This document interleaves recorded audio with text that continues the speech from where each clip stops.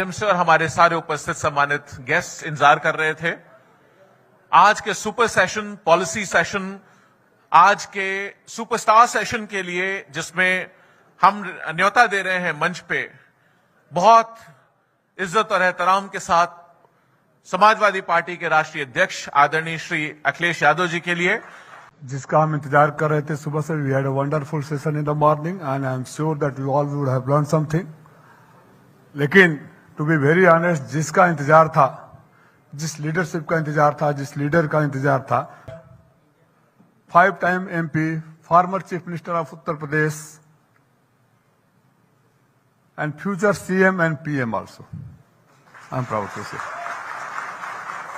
Welcome my national president आदरणीय अखिलेश यादव जी को मैं आमंत्रित करता हूं कि आए और विजन से, अपने विजन से लोगों का ज्ञानवर्धन करें और जो चाहें उसके बाद अभिषेक आप आइए। Vision India plan developer ascent के इस मंच पे आदरणीय माननीय श्री अखिलेश यादव जी का एक बार पुनः स्वागत। सर, आज सुबह हम लोगों ने एक बहुत अच्छा सेशन किया क्रिएटिव इकोनॉमी पे। आज उसी को आपसे बहुत सारे सवाल हम लोग पूछना चाहते हैं। सबसे पहला सवाल जो मेरे मन में है आपसे, आज का मुद्दा क्रिएटिव इकोनॉमी का था, देश में क्रिएटिविटी की बात हो रही है। आपकी नजर में आप क्रिएटिविटी को कैसे देखते हैं? क्रिएटिविटी है क्या?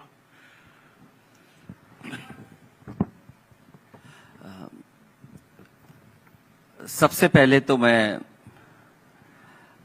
आए हुए सभी अतिथियों का बहुत धन्यवाद और आभार प्रकट करना चाहता हूं, और साथ ही साथ रितेश देशमुख जी ने और प्रोफेसर, जिन्होंने मुझसे पहले बहुत सारी जानकारी और महत्वपूर्ण जानकारी आपको दी होगी, उनका मैं बहुत बहुत आभारी हूं कि क्रिएटिव इकोनॉमी पर उनके विचार हम लोगों को सुनने को मिले हैं। क्योंकि अभिषेक जी ने पहला सवाल मुझसे पूछा है कि हम किस तरीके से क्रिएटिविटी को देखते हैं। मुंबई बड़ा शहर है, ये केवल आर्थिक राजधानी नहीं है, बल्कि मैं कहूंगा ये क्रिएटिव की भी राजधानी है।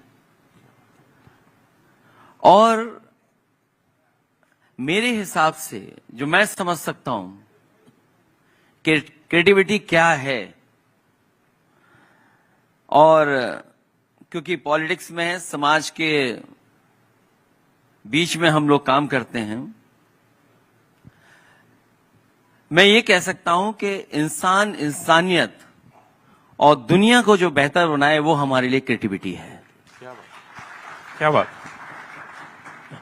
क्योंकि आज जरूरत इसी चीज की है कि इंसानियत, हमारा समाज, हमारी दुनिया और जो हम इंसान हैं उसको बेहतर बनाने में जो योगदान हो वही हमारे लिए क्रिएटिविटी है। जो पॉजिटिविटी बढ़ाए वो क्रिएटिविटी है, जो इक्वालिटी लाए वो क्रिएटिविटी है, जो constructive mindset, positive mindset create करे वो क्रिएटिविटी है। सस्टेनेबिलिटी और ह्यूमैनिटी सबसे बड़ा पहलू है, वो आए तो वो हमारे लिए क्रिएटिविटी है। क्या बात है, बहुत बढ़िया आपने जो जवाब दिया सर। मुझे लगता है आपने शुरुआत इंसान, इंसानियत और दुनिया से करके ह्यूमैनिटी पे जो बात रखी है सर, कि पॉजिटिविटी बढ़ाए, क्रिएटिव इक्वालिटी लाए, वही क्रिएटिविटी है। तो मैं आपसे पूछना चाहूंगा, आपने इस देश का सबसे बड़ा राज्य जिसमें आज 25 करोड़ लोग रहते हैं, अगर वो अलग देश होता शायद दुनिया का 5वां 6ठा सबसे बड़ा देश होता, आपने उसको यंगेस्ट एज पे चीफ मिनिस्टर के रूप में लीड करने का काम किया सर। उसमें आपने क्रिएटिविटी का बहुत जरूरत पड़ी होगी। पहली बार बड़े बड़े मुद्दे, पूरे एक फैसला जो 25 करोड़ लोगों की जिंदगी को प्रभावित करता है, उनमें आपने किस तरीके से क्रिएटिविटी का, जब आपको मौका मिला, आपने क्या चीजें आपको आज याद आती हैं, वो एक्सपीरियंस कैसा रहा क्रिएटिविटी का? सरकार चलाते समय बहुत सारे समय पर ये हम लोगों ने जो फैसले लिए, उससे कहीं ना कहीं बहुत से छोटे मोटे सुधारों से बड़ा लाभ पहुंचा।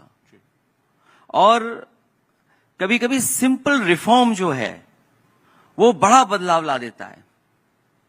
और एक छोटा सा बदलाव ही एक बड़ी योजना के रूप में तैयार हो जाता है। मुझे याद है, और यहां पर बहुत सारे साथी लोग होंगे वो जानते होंगे कि जब महाकुंभ का आयोजन होता है तो जो कुंभ है वो दुनिया की ऐसी जगह है जहां पर पूरा का पूरा शहर नया बसता है, पूरा शहर नया बसता है और पूरा शहर हट जाता है कुंभ के बाद। जो बनाने का तरीका है, कुछ चीजें हैं उसके अंदर, 5 चीजें हैं वो हमेशा इस्तेमाल होती हैं। मैं समझता हूं अभिषेक जी इस बात को जानते होंगे। वो अनुभव के साथ आई। लेकिन इधर जब एक बहुत सारी घटनाएं जब हो जाती हैं कुंभ में, आग लगने की या आगजनी की, तो उसके लिए बहुत सिंपल रिफॉर्म, बहुत छोटा बदलाव किया और उससे समस्या का समाधान हो गया। क्योंकि कल्पवासी लोग वहां पर आते हैं, अपना भोजन तैयार करते हैं, खाना बनाते हैं, कई बार लकड़ी की वजह से या और जो चीजों का इस्तेमाल करते हैं, आग लगने का डर रहता है। तो कहीं से ये सुझाव और छोटा ऐसा सुझाव आया कि जो हम गैस सिलेंडर हैं, अगर इसको हम बालू के अंदर नीचे रख दें तो खाना भी नीचे बनाया जा सकता है और उस समस्या का समाधान भी हो जाएगा, आग नहीं लगेगी। ये छोटा सा रिफॉर्म करोड़ों लोगों के लिए वो लाभदायक रहा और लाखों जो कल्पवासी आते हैं वो सुरक्षा की भावना से वहां पर अपना खाना बना सके। छोटी सी चीज से कितना बड़ा लोगों की जानें बचाई जा सकती हैं, इसका बहुत बढ़िया उदाहरण दिया सर आपने। मुझे याद है जब आप उसमें गए थे, आप हमेशा कहते थे सच्ची सरकार और अच्छी सरकार दोनों जरूरी है लोगों के लिए। सर इसमें आपने सिलेंडर वाला उदाहरण दिया। एक और मुझे घटना याद आ रही है, जब फॉरेस्ट वाली मीटिंग हुई थी, आपको याद होगी वो सर। मुझे याद है कि इधर क्योंकि बहुत सारे योजनाएं चलती हैं जहां सरकार फॉरेस्ट्री बढ़ाने के लिए योजनाएं चलाती है, और अक्सर ये होता है कि सरकार ये काम करती है और अधिकारी ये कोशिश करते हैं कि एक पेड़ लग जाए, तस्वीर आ जाए, प्रेस हो जाए और उसके बाद योजना कई महीनों चलेगी और वो चलाते रहेंगे। और अक्सर देखने को ये मिलता था कि पेड़ लगाए हैं, संख्या में तो दिख रहे हैं लेकिन हकीकत में नहीं लग रहे हैं।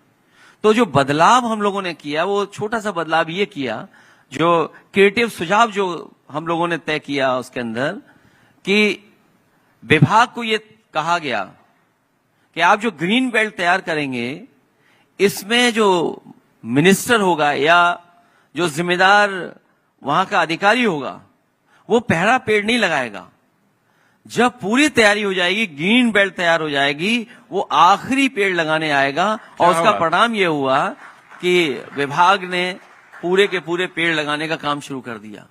तो पहला पेड़ न लगा करके आखिरी पेड़ लगाने से ये तय हो गया। छोटा सा बदलाव था, छोटे से सुझाव से आज मैं कह सकता हूं कि उस समय जो फॉरेस्ट रिपोर्ट आई भारत सरकार की, सबसे ज्यादा है फॉरेस्ट कवर अगर किसी ने बढ़ाया था तो वो उत्तर प्रदेश समाजवादी सरकार थी, जिसके एक छोटे से बदलाव की वजह से इतना बड़ा बदलाव आ गया। बिल्कुल सर, मुझे याद है वो निर्णय आपका, और सब लोग उसमें हैरान थे। उस एक छोटे से बदलाव ने पूरे उत्तर प्रदेश में हर शहर में बना दिया। ऐसे एक चीज मुझे और याद आ रही है, आपको याद होगी सर, आपने निर्णय लिया था, एक छोटा सा निर्णय जिसने उत्तर प्रदेश को सैकड़ों हजारों करोड़ रुपए का फायदा पहुंचाया। गवर्नेंस में क्रिएटिविटी, गवर्नेंस में इनोवेशन का एग्जाम्पल था वो सड़क वाला। वो एक और बता दे, जो एक तरफ कंक्रीट और एक तरफ वाली वो सड़क थी, तो वो भी एक बार जरूर, क्योंकि वो एक्सपीरियंस आपके मुख्यमंत्री रहते, जो निर्णय लेते हैं आप, वो जनता तक पहुंचते नहीं उस तरीके से। दरअसल हम सड़कें बनाते हैं और कोशिश करते हैं कि सड़कें ऐसी बने जिसमें गड्ढे ना हो और जो उसके मानक हैं, मानक के हिसाब से पूरे समय तक रहे वो सड़क। और अक्सर देखने को मिलता है कि सड़क बनी, बरसात आई, उसके बाद गड्ढे हो गए, क्योंकि पानी की वजह से वो सड़क टूट जाती थी। और एक समय ऐसा था कि उत्तर प्रदेश में जिन लोगों ने उस समय की खबरें पढ़ी होंगी, कालपी से लेकर के जिला हमीरपुर और उस जिले के जोड़ने वाली सड़क जो थी, हमीरपुर और कालपी को जोड़ने वाली, जालौन को जोड़ने वाली सड़क, कहा जाता था कि दुनिया की सबसे गड्ढे वाली सड़क है। उसके गड्ढे सैटेलाइट से भी देखे जा सकते थे और अक्सर बनती थी वो सड़क और अक्सर खराब हो जाती थी। तो उसमें मैंने एक सुझाव ये जोड़ा कि आखिरकार सड़क क्यों खराब होती है। तो उन्होंने कहा कि सड़क पानी की वजह से खराब हो जाती है। तो मैंने कहा बुंदेलखंड में तो बारिश तो बहुत कम होती है, बहुत कम समय होता है जिस समय बारिश होती है, और बारिश तो है नहीं, उसके बाद सड़क क्यों खराब हो गई? तो पता लगता है कि क्योंकि वो वहां से बालू के ट्रक आते हैं माइनिंग के, तो एक तरफ से जब खाली जाते हैं तो पानी नहीं गिरता है, जब वो भर के आते हैं तो पानी गिरता था, जिसकी वजह से सड़क खराब हो जाती थी। तो हम लोगों ने फैसला ये लिया कि जाने वाली सड़क तो बिटुमिन की होगी, लेकिन आने वाली सड़क जो होगी जिसमें पानी गिरेगा वो आरसीसी होगी, और उसका परिणाम ये हुआ कि वो सड़क आज भी तक चल रही है। एक बार बनी थी, वो आज भी चल रही है। वरना अक्सर ये होता था कि सड़क बनी और महीने 2 महीने में जितना पानी उसके अंदर गया, बिटुमिन की सड़क खराब हो गई। तो एक छोटे से क्रिएटिव आइडिया से, एक रिफॉर्म से, एक बदलाव से सरकार का कितना बड़ा खर्चा बचा, और सड़क आज भी एज इट इज है जो कभी हम लोगों ने 8-9-10 साल बाद पहले बनाई थी। 10 साल की सड़क आज भी चल रही है। वो क्रिएटिविटी का एक निर्णय था आपका। मुझे याद है, मैं आपको शिफ्ट करना चाहूंगा सड़क और उसमें जो फॉरेस्ट से कल्चरल क्रिएटिविटी। आपने कल्चरल क्रिएटिविटी पे भी एक बहुत बड़ा काम किया था, और मुझे याद है एक वो यश चोपड़ा जी का कोट आप हमेशा करते थे स्विट्जरलैंड के बारे में, तो हम बंबई बैठे हैं, तो फिल्म पॉलिसी में जो आपने क्रिएटिविटी वो निर्णय लिए थे, मैं चाहूंगा उसके बारे में भी बताएं एक बार, वो आपका एक्सपीरियंस कैसा था? हमारी अर्थव्यवस्था को कल्चर, क्रिएटिविटी और हमारे हैंडीक्राफ्ट, अभी जब मैं प्रोफेसर साहब के पास बैठा था तो कुछ इसी तरह की बात हमारी उनकी हो रही थी कि सबसे ज्यादा अर्थव्यवस्था को लाभ कल्चर, क्रिएटिविटी से होता है। और हमारे जो हैंडीक्राफ्ट हैं उसमें हम अगर बदलाव करें, उसको प्रमोट करें, तो बहुत बड़े पैमाने पर हमारी अर्थव्यवस्था को लाभ पहुंचेगा। क्योंकि उत्तर प्रदेश बड़ा स्टेट है जहां पर फिल्म बनाने वाले कम आते थे लेकिन देखने वाले लोग बहुत थे। तो उस समय हम लोगों ने बदलाव किया कि सबसे बेहतर स्कीम अगर हो उत्तर प्रदेश की, जिसमें तमाम हमारे फिल्म के लोग, जो जुड़े लोग हैं, जो फिल्म बनाते हैं या उससे संबंधित जितने लोग हैं, उनकी राय पर अगर कोई पॉलिसी बने जी, तो उदाहरण के लिए हम लोगों ने बनाया, और उसका परिणाम यह हुआ कि आज भी फिल्म वहां पर शूट होती हैं, और उस समय पर जो हमारे रीजनल एक्टर्स थे, रीजनल जो हमारे कलाकार थे, उनको स्पेस नहीं मिलता था, फाइनेंशियल सपोर्ट उनको कोई नहीं देता था। उसका परिणाम यह हुआ कि हमारी पूर्वांचल की या भोजपुरी फिल्में या बड़े पैमाने पर वो फिल्में बनने लगीं, और इनफैक्ट ओटीटी, और उस समय इतना जोर नहीं था, लेकिन उस समय जो सीरियल्स वगैरह बने उसके लिए भी हम लोगों ने सपोर्ट किया। वो एक एग्जाम्पल बना, और एग्जाम्पल बन करके आज भी सरकार उसी योजना पर, उसी काम पर आगे बढ़ा रही है। मुझे याद है आपने मुझसे पूछा था कि तुम्हें पता है स्विट्जरलैंड को किसने पॉपुलर किया, तो मैंने कहा साहब किसने पॉपुलर किया, देश में पॉपुलर? बोले यश चोपड़ा ने किया, क्योंकि उन्होंने दिखाया उत्तर प्रदेश दिखेगा तो लोग आएंगे, टूरिज्म बढ़ेगा। सर उसके लाइन में मुझे याद है आपने फिल्म पॉलिसी में वन विंडो क्लियरेंस भी किया था, जो आज की सरकार में भी चल रहा है, उसमें बहुत बड़ा रोल था उसका। इससे हम अगर आगे बढ़े सर, तो कल्चरल में ही आगे बढ़े, तो आपने बहुत सारे एक्सपेरिमेंट्स उस समय किए थे, नई शुरुआत की थी फेस्टिवल्स के माध्यम से, चाहे लखनऊ का महोत्सव और ऐसे बहुत सारे कार्यक्रम आपने किए थे। मुझे याद है कि उत्तर प्रदेश में बहुत सारे कल्चरल फेस्टिवल्स होते थे, लेकिन उनको बड़े पैमाने पर नहीं हो पाते थे। उदाहरण के लिए होली का त्योहार जब हम फूलों रंग से खेलते थे तो कई बार लोग उसको अवॉइड करते थे, कई बार लोग शामिल नहीं होते थे आकर के। और क्योंकि हमारे गांव में हम लोग होली मनाते थे सब लोग बैठ करके, और कई बार होली में नेताजी से मिलने वाले लोग अपने कपड़े बदल करके आते थे, रंग ना पड़ जाए, या रंग की वजह से खेलने नहीं आते थे, मिलने नहीं आते थे। तो मुझे याद है हम लोगों ने उस जमाने में, आज से कई वर्षों पहले, 25-30 साल हो गए होंगे सर, हाँ, फूल की होली खेलना शुरू किया। और क्योंकि मैं कन्नौज से आता था, कन्नौज में फूल की कमी नहीं है, तो कन्नौज से और हमारे तमाम किसान भाइयों से फूल लिया करते थे हम लोग, और फूल की होली हम लोगों ने शुरू की थी। और ऐसा त्योहार मनने लगा कि सब लोग आने लगे, कपड़े भी खराब नहीं होते हैं, और एक उत्सव की तरह हम लोग उसको मनाने लगे। इनफैक्ट इसका बहुत बड़ा फायदा हुआ। आज अगर आप लखनऊ, आप उस बेल्ट के आसपास जाके देखेंगे तो सारा किसान फूल उगाने लगा है कि होली आ रही है, फूलों की होली क्योंकि चलेगी, तो बहुत किसान उगाता है, जिससे एग्रीकल्चरल इकोनॉमी को कई गुना फायदा हुआ। वो आज भी चल रहा है रोज आपके उस एक्शन की वजह से।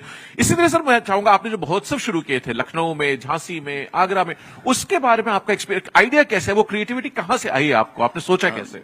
सफाई महोत्सव के बारे में सब जानते थे, लेकिन बहुत सारे जगह पर पहले से महोत्सव हुआ करते थे। अयोध्या में रामायण मेला था, चित्रकूट में रामायण मेला था। जो लोकल हमारे आर्टिस्ट हैं, लोकल जो हमारे कलाकार जुड़े रहते हैं उससे।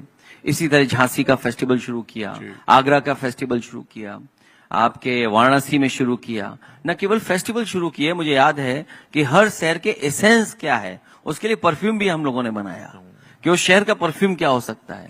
वाराणसी के घाटों में हम क्या सुगंध आती है, क्या महक आती है। तो ये कोशिश की, उससे बहुत सारे आयोजन हुए, बहुत सारे कलाकारों को मौका मिला। आला थी हमारे और जो लोकल आर्टिस्ट थे जिनको परफॉर्मेंस का मौका नहीं मिलता था, लेकिन उस फैसले ने और सरकार के सहयोग से बड़े पैमाने पे आर्टिस्टों को और फेस्टिवल्स होना शुरू उत्तर प्रदेश में हो गए। कथक को बहुत सपोर्ट किया उस समय आपने, कथक को किया, और उसके बाद जो कलाकार जिनको कोई पहचान नहीं मिलती थी उनको सम्मान देने का भी काम शुरू किया। और यश भारती से हम लोग सम्मान करते थे। कई कलाकार ऐसे थे जो कलाकार तो बहुत अच्छे थे, लेकिन उनकी पहचान नहीं बन पा रही थी, उनका जीवन यापन नहीं हो पाता था, क्योंकि कला एक समय पर उनका साथ दे रही थी, लेकिन उम्र की वजह से वो लोग उस कला में जुड़े तो थे, लेकिन अपना सम्मान नहीं पा पाते थे। इसलिए मुझे याद है कि नेताजी ने जो यश भारती का कार्यक्रम शुरू किया था, और सबसे पहले यश भारती का कार्यक्रम जो नेताजी ने मुंबई से ही शुरू किया था, और उसके बाद जितने भी बड़े कलाकार यूपी से जो थे या यूपी से जिनका रिश्ता था, उन लोगों को यश भारती से सम्मान देने का काम शुरू किया था। न केवल यश भारती से एक साथ जो सम्मान मिलता था उसमें धनराशि थी, लेकिन उसके साथ एक और नई चीज जोड़ी हुई, वो शायद देश में किसी प्रदेश ने नहीं की थी। वो थी कि उनको प्रति महीना सम्मान राशि दी जाएगी 50,000 रुपए। बहुत बड़ी चीज थी। और कलाकार के साथ साथ जब हम लोग कलाकारों को देने लगे, तो मुझे याद है इंडिया हॉकी टीम के जो टीम कैप्टन रहे और गोलकीपर बहुत समय तक रहे, इंटरनेशनल हॉकी प्लेयर, वो मेरे पास आए और उन्होंने कहा कि ये जो सम्मान आप प्रति महीना दे रहे हैं कलाकारों को, आर्टिस्टों को, म्यूजिक के लोगों को या म्यूजिशियंस को, तो ये स्पोर्ट्स के लोगों को भी मिलना चाहिए। और उस समय हम लोगों ने ये फैसला लिया कि यश भारती पद्मश्री, पद्म विभूषण या जिस भी अवार्ड से वो खिलाड़ी या स्पोर्ट्स से जुड़ा संबंधित व्यक्ति सम्मान पा रहा है, उसको उत्तर प्रदेश की सरकार से सम्मान राशि 50,000 रुपए महीना देने का काम हम लोग करेंगे। और इस तरह बहुत सारे आर्टिस्ट जिनको सब हम लोग भूल गए थे। मुझे याद है रीता गांगुली जी बहुत बेगम अख्तर की म्यूजिक से जुड़ी रही। उन्होंने कहा कि बहुत गरीब कलाकार हमारे हैं, अगर उनको सम्मान मिल जाएगा, उनको भी इस योजना से जोड़ दिया जाएगा। तो ऐसे बहुत सारे कलाकारों का सम्मान करने का मौका मिला, केवल एक रिफॉर्म से, एक बदलाव से, एक छोटे से फैसले से जो सरकार ने लिया, उसमें बड़े पैमाने पे समाज के जिम्मेदार लोग, सम्मानित लोगों को सम्मान देने का मौका मिला। इसी तरह का आपका निर्णय था, मुझे याद है कि एनवायरनमेंट की जो आपकी सेंसिटिविटी है, गौरैया खत्म हो रही थी और आपने स्पैरो डे शुरू कराया। उसके बाद फिर बाहर के देशों से भी एक्सपर्ट्स को बुला करके हम लोगों ने पहली बार आपके उसमें लीडरशिप में, आपके डिसीजन में वो हुआ था सर, बर्ड फेयर और बैलून फेस्टिवल्स हुए थे। वो आइडियाज आपके आज पूरे लोग उनको याद करते हैं और उसका उदाहरण देते हैं। कैसे आए वो आइडियाज? मुझे अच्छा किया आपने याद दिला दिया, क्योंकि बर्ड फेस्टिवल सुनने में ऐसा लगता है कि क्या फेस्टिवल हम लोग कर रहे हैं। और जब मैंने अधिकारियों के सामने भी ये बात रखी कि इसके लिए हमें और आपको बजट देना पड़ेगा और बजट से ही ये कार्यक्रम हो पाएगा, तो वो ये समझते थे कि बजट थोड़ा ही देना पड़ेगा। लेकिन जब एस्टिमेट बनाया गया और जब उस कार्यक्रम की तैयारी हुई, तो उस बजट की बहुत जरूरत थी। और मुझे याद है कि यूपी पहला स्टेट बना जिसने यूनाइटेड किंगडम, वहां का जो ब्रिटिश बर्ड फेस्टिवल है, जो बहुत पुराना है, बहुत प्रेस्टिजियस है, सालों साल पुराना है। और सालों साल से वहां पर आयोजन चल रहा था, उससे हम लोगों ने टाइप किया और पहली बार उत्तर प्रदेश में ब्रिटिश बर्ड फेस्टिवल के जो आयोजक थे उनके साथ टिम एबल्टन, अगर मैं याद कर रहा टिम एबल्टन, हूं, बिल्कुल। तो वो खुद आए हाँ। और उन्होंने 3 बार उत्तर प्रदेश में बर्ड फेस्टिवल किया। तो बर्ड फेस्टिवल के माध्यम से न केवल अपने देश के बल्कि दुनिया के जो एक्सपर्ट्स थे उस कार्यक्रम में शामिल हुए थे। और एक समय पर तो ऐसा भी था कि ब्रिटेन में अगर किसी ने स्पॉन्सर किया था बर्ड फेस्टिवल, तो समाजवादी सरकार में उत्तर प्रदेश गवर्नमेंट ने बर्ड फेस्टिवल भी स्पॉन्सर कर करके एक पहचान बनाने का काम किया। और उसका परिणाम यह हुआ कि पर्यावरण के प्रति, चिड़ियों के प्रति, जानवरों के प्रति एक इमोशनल कनेक्ट और अटैचमेंट होना शुरू हुआ। और उसकी वजह से बहुत सारी जो हमारी गौरैया बर्ड्स थी, जो गांव में, जो पुराने हमारे लोग जो गांव जाते हैं और आज भी हैं गांव में, लेकिन संख्या पहले बहुत होती थी, इधर संख्या कम हो गई थी। कई लोगों ने उसमें काम शुरू किया। आज मैं देखता हूं कि कुछ लोग उससे वाकई जुड़े हुए लोग हैं और गौरैया की संख्या भी बढ़ गई है कई जगह पर। एक और उत्तर प्रदेश के कल्चर को बचाने के लिए आपका निर्णय था, मुझे याद है, लाइट एंड साउंड शोज का, जिसके माध्यम से बच्चे इतिहास भी सीख जाएं और एक एंटरटेनिंग तरीके से। लाइट एंड साउंड म्यूजिक बहुत सी जगह किया। सोशलिस्ट हमारे जेपी जयप्रकाश जी, उनका म्यूजियम क्रिएट किया हम लोगों ने। एक नई चीज थी जहां बच्चे आइडियोलॉजी को समझ सकते थे, उनके संघर्ष को समझ सकते थे, उनके बताए हुए रास्ते पे चल सकते थे कि एक आइडियोलॉजी को कैसे हम इस तरीके से क्रिएटिविटी से जोड़ सकते हैं, वो किया हम लोगों ने उस समय। अब मैं एक सवाल पूछना चाहूँ, क्रिएटिविटी प्रमोट करने के लिए बहुत बड़ी जरूरत है लोगों में एजुकेशनल सेंसिटिविटी होनी चाहिए। तो एजुकेशन के सेक्टर में, और एक बहुत बड़ा क्रिएटिव डिसीजन आपका था जिसकी जो आज भी लोग चर्चा करते हैं, कॉपी करते हैं, कई प्रदेशों में अनाउंसमेंट्स भी होते हैं कि हम ऐसा करेंगे। वो आइडिया आपको कहां से आया और वो थॉट, आपके जो डिजिटल डिवाइड का थॉट था, वो कैसे आपने कवर किया उस वक्त पे? सच्चाई तो ये है कि जैसे डिजिटल रेवोल्यूशन शुरू हुआ है, उससे क्रिएटिविटी का रेवोल्यूशन भी शुरू हो गया जी। और बड़े पैमाने पे डिजिटल रेवोल्यूशन ने शुरू कर दिया। और मुझे याद है क्योंकि मैं पढ़ाई के लिए, और जो हमारे गांव के बच्चे हैं उन तक भी उस समय के हिसाब से चीजें पहुंचे, क्योंकि उस समय लैपटॉप अफोर्ड करना बहुत मुश्किल काम था। और हमारी समाजवादी पार्टी को यह माना जाता था कि ये गांव की पार्टी है, अंग्रेजी के खिलाफ है, टेक्नोलॉजी को अडॉप्ट नहीं करते हैं। लेकिन एक फैसले ने, मुझे याद है, हमारा एक बहुत बड़ा मैनिफेस्टो बना था और केवल एक फैसले ने कि हम बच्चों को लैपटॉप देंगे। जो अगले दिन न्यूज़पेपर छपा था उसमें सब में हेडलाइन ये थी कि समाजवादी पार्टी आने वाले समय में सरकार बनाएगी तो बच्चों को पढ़ने के लिए, जो आगे पढ़ाई करेंगे, उनको लैपटॉप देने का काम करेंगे। और मुझे खुशी इस बात की कि जो लैपटॉप डिस्ट्रीब्यूशन हुआ है उसके लिए कोई भी एक भी व्यक्ति उंगली नहीं उठा पाया आज तक। और प्रोक्योरमेंट और डिस्ट्रीब्यूशन को देखने के लिए और समझने के लिए कि क्या कितना बेहतर डिस्ट्रीब्यूशन किया है और प्रोक्योरमेंट किया है, उसके लिए आपको याद होगा कि एचपी के जो सबसे बड़े अधिकारी थे मार्केटिंग के, वो लखनऊ आए थे। उन्होंने बाकायदा रिव्यू किया था कि जो लैपटॉप उन्होंने दिए हैं या लैपटॉप से जो उत्तर प्रदेश की सरकार जुड़ी है वो वाकई में बच्चों पे पहुंचा है कि नहीं पहुंचा है। और वो शायद एक सक्सेसफुल स्कीम थी जिसने उत्तर प्रदेश में बड़े पैमाने पर लैपटॉप दिया। और मैं जब देखता हूं आज भी कई बच्चे मुझे टकराते हैं आज इतने साल बाद भी, तो वो कहते हैं कि जो आपने लैपटॉप दिया था वो आज भी हमारे चल रहा है। क्या बात है। और वो अभी भी काम कर रहा है। और उसमें एक छोटा सा बदलाव हम लोगों ने ये किया था, अगर आपको याद हो कि जब डिस्ट्रीब्यूशन शुरू हुआ तो हमने उसमें एक शर्त रखी, और शर्त ये रखी कि जब लैपटॉप ऑन हो तो उसमें नेताजी और हम ही दिखाई दें।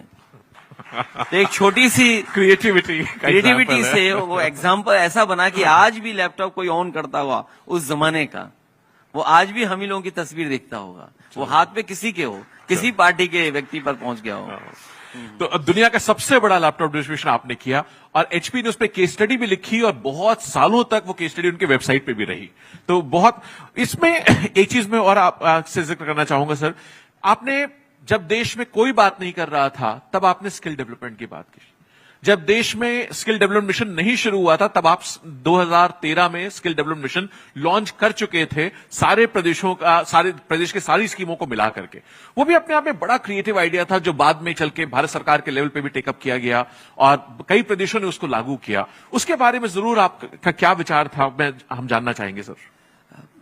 क्योंकि कई बार बच्चे पढ़ाई तो कर लेते हैं, डिग्री तो होती है, लेकिन जब तक उनके पास ट्रेनिंग नहीं हो, स्किल उनकी और ट्रेन न किया जाए स्किल में, तो वो जॉब्स नहीं पा पाते हैं। तो मुझे याद है कि परफ्यूमरी में हमारे कन्नौज का बड़े पैमाने पे कारोबार होता है, तो स्किल डेवलपमेंट में परफ्यूमरी को जोड़ा और बच्चों को फ्रांस भेजा, जो दुनिया का परफ्यूमरी का सेंटर है।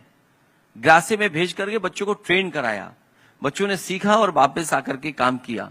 तो स्किल डेवलपमेंट केवल एक फील्ड में नहीं बल्कि पॉलिटेक्निक, आईटीआई और नंबर ऑफ कोर्सेज कैसे शुरू किए, ऑटोमोबाइल। और उस समय मुझे याद है कि यूपी ने बहुत अच्छा काम करके दिखाया था और मुझे ये भी याद है कि आप ही उसके मिनिस्टर थे और बहुत अच्छा काम किया। उसके बाद भारत सरकार का भी इन्वॉल्वमेंट हुआ। लेकिन भविष्य में अगर कभी हम लोगों को मौका मिलेगा तो शायद ये एक ऐसा फील्ड है जिसमें जितना अच्छा काम किया जाएगा तो क्रिएटिविटी भी आएगी, प्लस हमारे लोगों को नौकरी और रोजगार भी मिलने का काम होगा। स्किल डेवलपमेंट में आपके काम को यूनेस्को ने अवार्ड दिया था, पेरिस में बुला करके, आपको याद होगा सर। आप नहीं जा पाए थे, आपने मुझको नामित किया था उसमें जाने के लिए, मैंने जाके अवार्ड भी लिया था उसका।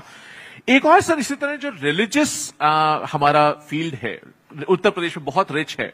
मुझे याद है, चाहे वो अयोध्या हो, चाहे मथुरा हो, चाहे दुनिया का सबसे बड़ा मंदिर की शुरुआत हो, उस भजन के हॉल्स हो, उन सब पे भी आपने काम किया था। उसके पीछे क्या सोच थी? हालांकि जिस रूप में मैं बनाना चाहता था उस रूप में वो नहीं बन करके आया है। अक्सर हम देखते हैं कि जो हमारे धार्मिक स्थान हैं और जहां पर बहुत सारे लोग जगह जगह से आते हैं, उसमें गरीबों की संख्या बहुत होती है और गरीब अगर मंदिर जाए, दर्शन कर करके आए, फिर वो वक्त कहां गुजारे। तो इसलिए पहली बार हम लोगों ने ये प्लान किया उस समय कि अयोध्या में जहां इतने बड़े पैमाने पे लोग आते हैं, उनके रुकने का, उनके परिवार के साथ बैठने का समय कैसे गुजरे, उसके लिए भजन स्थल बनाया था और बाकायदा सब कुछ उनको फैसिलिटी वहां पे दी थी। जितनी भी एमिनिटीज हो सकती है वो दे सकते हैं, आराम कैसे मिलेगा, हॉल है, सब कुछ है, तो गरीब आकर के वहां समय गुजार सकता था। और कोशिश ये की थी कि जो आर्टिस्ट हैं या जो धर्म से जुड़े लोग हैं, जो लोगों को समझा सकते हैं, वहां बहुत बड़े पैमाने पे साधु संत हमारे रहते हैं, वो कई बार प्रवचन करना चाहते हैं, तो उन्हें सरकार की तरफ से ये प्लेटफॉर्म मिलता कि 2 घंटे 3 घंटे जो यहाँ आए हैं श्रद्धालु, उनके बीच अपनी बात रख सकें। और जो लोकल कलाकार हैं, अगर वो भजन के माध्यम से उनको आस्था से और जोड़ सकें, उसके लिए इस तरह के सेंटर्स बनाने का काम उस समय हुआ था। और ये सब कुछ जितना आपने किया क्रिएटिव इकोनॉमी के लिए, क्रिएटिविटी के लिए, रिलीजन के इकोनॉमी के लिए, कल्चर इकोनॉमी के लिए, ये सब बिना इंफ्रास्ट्रक्चर के संभव नहीं था। इंफ्रास्ट्रक्चर पे आपने बहुत रिमार्केबल काम किया, जो आज भी लोग जिसकी कस्में खाते हैं, मैं कह सकता हूं। देश में पहली बार हेलीकॉप्टर, प्लेन्स के उतरने से लेकर के, वो विजन क्या था, वो सोच क्या थी आपकी क्रिएटिविटी के कॉन्टेक्स्ट में, वो जरूरी है समझना। हालांकि अभी भारत सरकार ने 11 साल बाद हवाई जहाज उतारे, जो 11 साल पहले हम लोग उतार चुके थे हाईवे पर। और जब मैं आगरा लखनऊ एक्सप्रेसवे बनाना चाहता था, और उस समय क्योंकि यूपी का बजट भी इतना नहीं था और बीच में बहुत सारे फाइनेंशियल ऐसे क्राइसिस आए, जिसमें जिस मॉडल पे मैं चाहता था वो हाईवे बन जाए, वो नहीं बन पाया। पहले सबसे पहले पीपीपी मॉडल पे मैं उस हाईवे को बनाना चाहता था, क्योंकि बैंक सपोर्ट नहीं कर रही थी, फाइनेंशियल इंक्लूजन नहीं हो पा रहा था। उसकी वजह से बहुत सारे साथी जो उसमें शामिल हुए थे, कॉन्ट्रैक्टर्स, वो काम को छोड़ करके चले गए। क्योंकि एक्सप्रेसवे हम लोग बनाना चाहते थे, इसलिए उसको मॉडल बदल करके ईपीसी मॉडल पर लेकर के आए। और जब उस एक्सप्रेसवे को बनाना शुरू किया तो इसके अलोंग क्या क्या करें, तो शायद वो देश का पहला ऐसा एक्सप्रेसवे था। केवल वो एक्सप्रेसवे नहीं था, बल्कि हमारी एग्रीकल्चर इकोनॉमी को कैसे बूस्ट करेगा, उसके किनारे मंडियां थी। कन्नौज में मान लीजिए परफ्यूमरी पार्क था, जिसमें हमारे परफ्यूम के बारे में लोग जान सकें, समझ सकें, या उससे जुड़ा हुआ कारोबार कर सकें, उसके लिए जगह थी। आलू की मंडी थी, क्योंकि आलू बहुत बड़े पैमाने पर होता है, तो एक ही जगह आए आलू किसान का, और कॉमन फैसिलिटी सेंटर बन जाए वहां पर, जिससे कि अगर वो आलू से कोई और प्रोडक्ट भी बनाना चाहे तो वो किसान को फायदा पहुंचे। आगे जाकर के धान का, अन्य चीजों का, प्लस जो हमारे यहाँ सब्जियां होती हैं उसके लिए मंडी थी। और इसके साथ साथ ग्लास सिटी क्रिएट करना चाहते थे हम लोग, और औरैया के पास प्लास्टिक सिटी करना चाहते थे। और ये पहला एक्सप्रेसवे देश का था। अक्सर हम एक्सप्रेसवे में देखते थे कि आप हर 50 किलोमीटर पे आपके टोल होता था।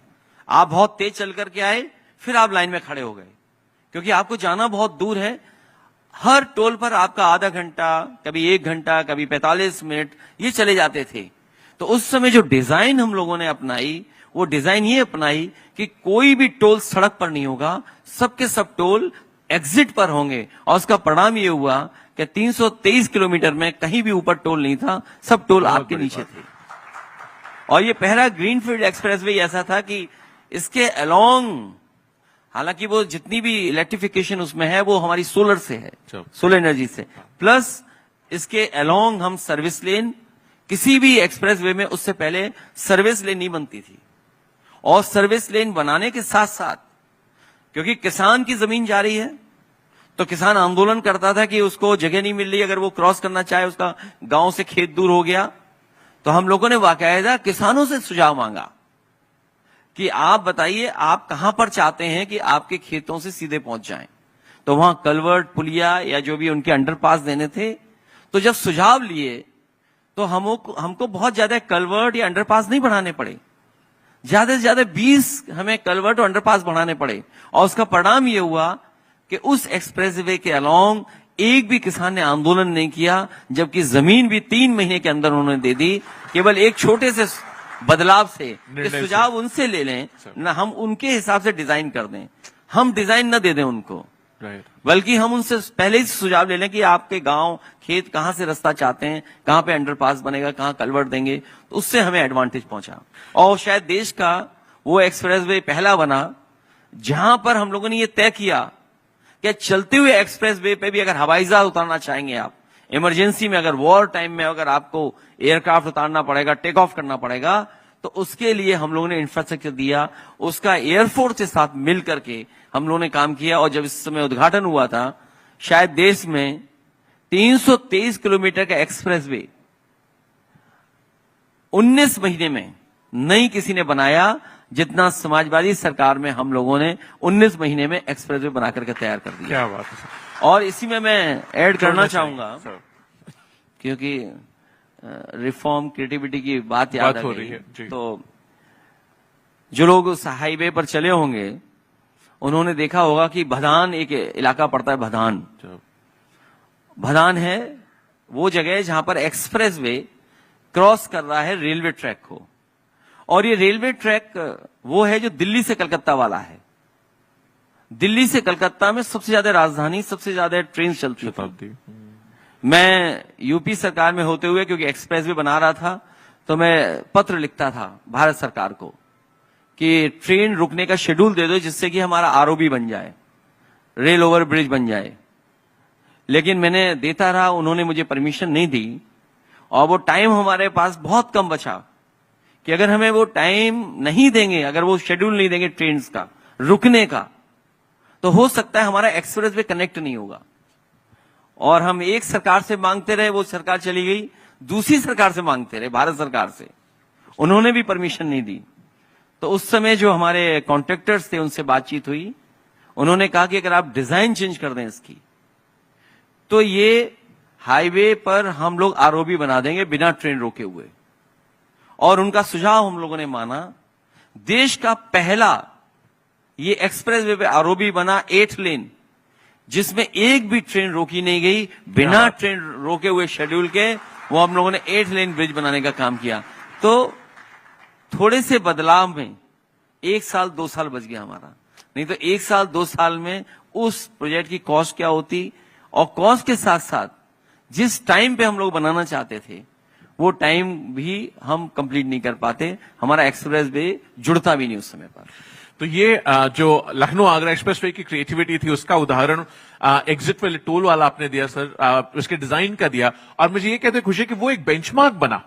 इनफैक्ट इंडियन रोड कांग्रेस ने अपने मानक उसके बाद रीडिफाइन किए और बदले, और ये कहा कि अब कोई भी किसी भी एक्सप्रेसवे पे मेन सड़क पे टोल नहीं बनना चाहिए। वो आपकी क्रिएटिविटी का नतीजा था। इसी तरह सर, सिर्फ आपने ये तो एक बड़ा उदाहरण दे दिया, मैं चाहूंगा शहरों के अंदर जो क्रिएटिविटी आपने करी और रिकॉर्ड टाइम में आपने 20 महीने में ये बनाया। इसी तरह एक और रिकॉर्ड है वो हिंदुस्तान का आज तक का, हिंदुस्तान का क्या दुनिया का रिकॉर्ड है। चाइना के अलावा किसी ने भी, दूसरे किसी देश ने आज तक मेट्रो स्पीड से नहीं बनाई जैसे आपने बनाई। उसका क्या है सर? मुझे याद है कि जब लखनऊ मेट्रो में, हालांकि वो मेट्रो हमारे मैनिफेस्टो का पार्ट नहीं था, जो लखनऊ की मेट्रो या और जगह जो मेट्रो बनी है यूपी में, वो हमारे मैनिफेस्टो का पार्ट नहीं था, लेकिन अर्बन उसके लिए जरूरत थी लोगों के लिए एक clean, neat and clean, environment friendly public transport system. तो इसलिए हम लोगों ने जिन सिटीज में बन सकता था और उस समय की सेंट्रल पॉलिसी के तहत जिन शहरों को हम फाइनेंशियली इंक्लूजन ले सकते थे, वहां पर मेट्रो बनाने का काम शुरू किया। और मुझे याद है मेट्रो बनाने से पहले देश के मेट्रो मैन इंजीनियर श्रीधन जी को मैंने सरकार का एडवाइजर बनाया। वो हमारे साथ सहयोग कर रहे थे कि मेट्रो कितनी जल्दी और कैसे बने।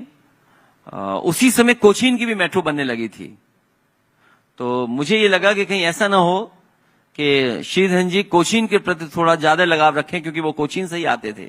तो मैंने उनसे रिक्वेस्ट की कि ऐसा मत करिएगा कि कोचीन की जल्दी मेट्रो बन जाए और लखनऊ की बाद में बने।